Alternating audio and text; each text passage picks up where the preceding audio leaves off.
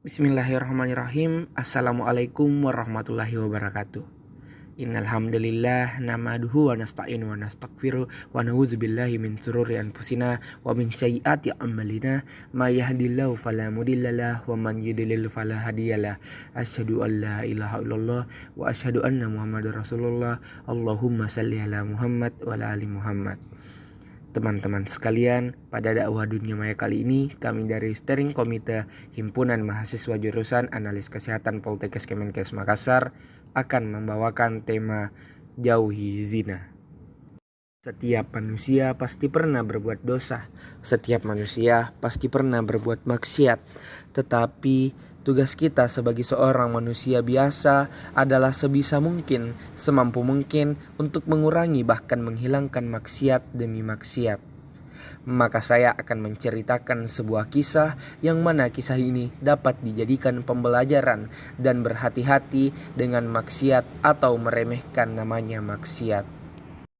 Al-Kisah, ada seorang ahli ibadah yang sangat luar biasa, yang terkenal akan kesolihannya, terkenal akan ketakwaduannya, luar biasa dikagumi tiap orang karena keimanannya yang luar biasa pada Allah Subhanahu wa Ta'ala. Lalu ada seorang yang mengatakan pada ahli ibadah, "Wahai ahli ibadah, aku hendak pergi sangat jauh, aku hendak menitipkan adikku ini yang perempuan ini. Aku tak tahu pada siapa aku harus menitipkan adikku ini, karena aku hanya percaya pada dirimu. Tolong jaga adikku jika aku pergi berkelana hingga aku pulang."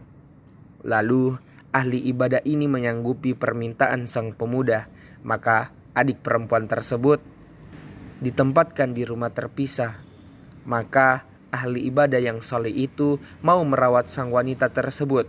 Karena itu amanah yang diberikan kepada dirinya, maka setiap hari diantarkanlah makanan kepada gadis itu.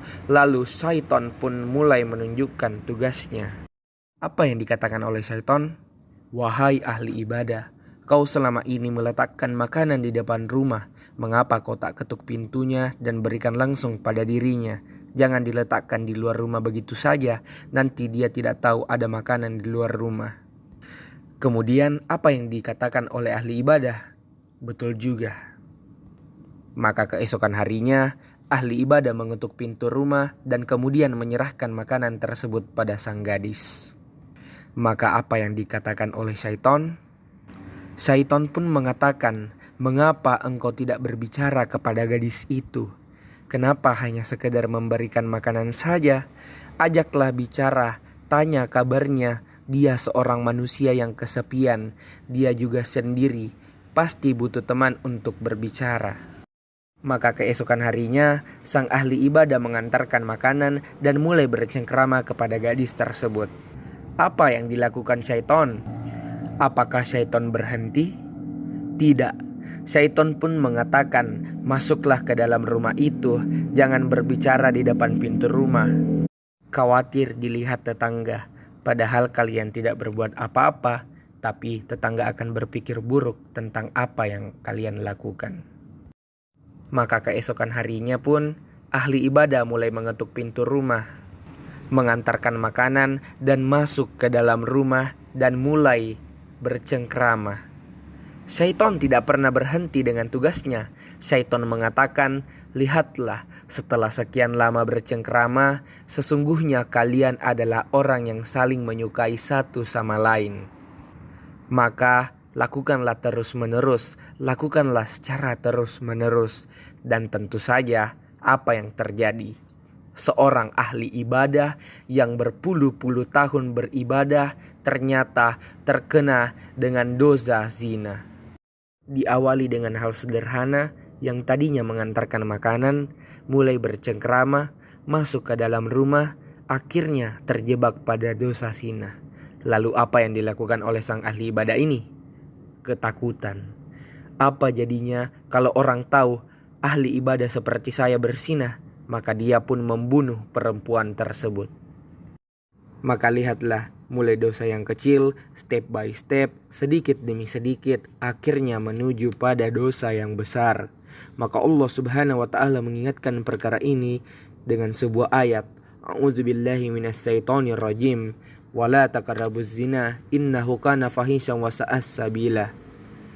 Allah mengatakan jangan mendekati zina, jangan mendekati maksiat, salah satunya perbuatan zina. Karena perbuatan itu adalah perbuatan keji dan jalan yang buruk. Maka kita lihat teman-teman, begitulah cara syaitan menggoda manusia. Syaitan menggoda manusia dengan berbagai macam cara, sedikit demi sedikit, sedikit demi sedikit. Itulah mengapa syaitan dan iblis diusir dari surga Allah Subhanahu wa Ta'ala. Mereka berjanji akan menyesatkan manusia dengan berbagai macam cara, dengan 4 langkah dari depan, belakang, kanan, dan kiri. Kata syaitan, wahai Allah, aku akan menggoda manusia, aku akan sesatkan manusia dari arah depan, dari arah belakang, dari arah kanan, dan dari arah kiri, dari seluruh penjuru. Pada akhirnya, syaitan membuat manusia jauh dari agama, jauh dari ajaran Allah, tidak suka mendengar pesan-pesan keagamaan.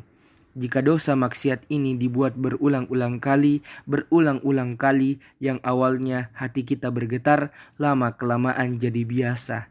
Jadi biasa, menjadi biasa, hingga hati kita menjadi keras seperti batu. Tidak lagi bisa membedakan mana yang betul, mana yang salah. Tidak bisa lagi membedakan ini maksiat atau bukan, karena terlalu sering membuat dosa. Terlalu sering dosa itu kita lakukan berulang-ulang, maka Allah membuat hati kita keras dan hitam. Itulah tadi kisah seorang ahli ibadah yang sudah beribadah berpuluh-puluh tahun namun terkena dengan godaan syaitan sehingga membuatnya melakukan perbuatan yang keji, yaitu berbuat dosa zina, bahkan hingga membunuh seorang wanita. Maka dari itu, marilah kita bersama-sama memohon ridho dan ampunan Allah Subhanahu wa Ta'ala. Marilah kita bertobat agar Allah terus menjauhkan kita dari godaan syaitan dan dari perbuatan yang keji dan mungkar. Mungkin itu saja dakwah dunia maya kali ini. Kurang lebihnya mohon dimaafkan. Subhanakallahumma wa bihamdik, asyhadu alla ilaha illa anta, astaghfiruka wa atubu ilaik. Wassalamualaikum warahmatullahi wabarakatuh.